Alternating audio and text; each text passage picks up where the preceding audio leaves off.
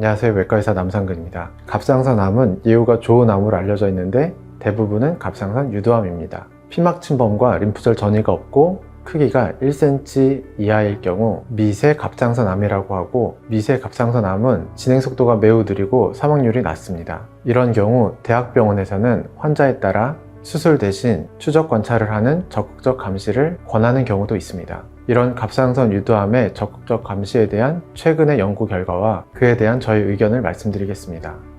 1cm 이하의 갑상선암으로 진단을 받고 적극적 감시를 하는 것을 결정을 했지만 암으로 진단받은 환자 입장에서는 불안한 것이 사실입니다. 최근 서울대병원과 암센터를 포함한 공동연구팀에서 발표한 결과에 따르면 미세 갑상선 유도암 환자에서 적극적 감시를 하던 중에 환자가 원하거나 질병이 진행이 되었을 때 수술을 받아도 즉시 수술을 받은 환자와 절제 범위와 수술 합병증에 차이가 없다고 하였습니다. 공동연구팀은 미세 갑상선 유도암으로 진단받은 환자를 대상으로 즉각적인 수술 그룹과 적극적 감시 후 수술받은 그룹을 나누어서 총 516명의 수술 결과와 합병증을 비교하였습니다. 적극적 감시의 경우에는 질병이 진행되어 수술이 필요하거나 환자가 원하는 경우에 수술을 시행하였습니다. 분석 결과 적극적 감시 후 수술을 받은 환자는 즉각적인 수술을 받은 환자에 비해 종양의 크기가 더 컸고 더 많은 림프절 전이를 보였습니다. 하지만 수술 범위와 수술 합병증에는 유의한 차이가 없는 것으로 보고하였습니다.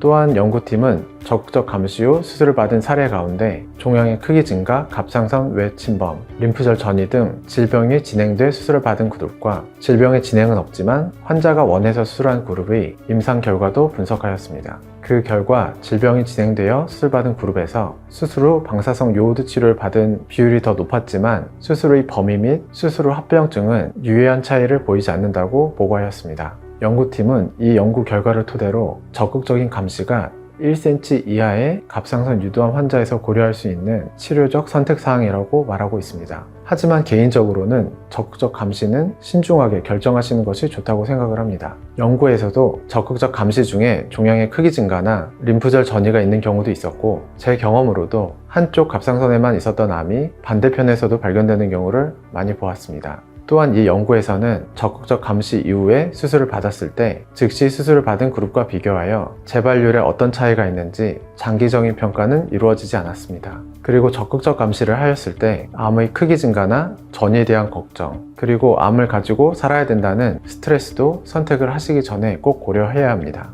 미세 갑상선암의 다른 치료 방법으로 고주파 열 절제술을 하는 병원도 있고, 이에 대해 문의를 하는 분들도 계십니다. 사실 고주파 열 절제술은 양성결절과 재발한 암에서는 치료가 가능한 것으로 되어 있는데, 아직까지 처음 발견된 암에 대해서는 표준 치료로 허가되어 있지 않습니다. 다만 임상시험 단계로 환자분이 표준 치료가 아닌 것에 동의한다는 전제 하에 고주파 열 절제술을 하는 병원들도 있습니다. 저는 갑상선 암의 위치가 피막과 가깝지 않고 크기가 작으면 고주파 열 절제술도 가능하다고 생각하지만, 환자분들께는 장기적인 연구 결과가 아직 나오지 않았기 때문에 수술을 받으시는 것이 표준 치료라고 말씀드리고 있습니다.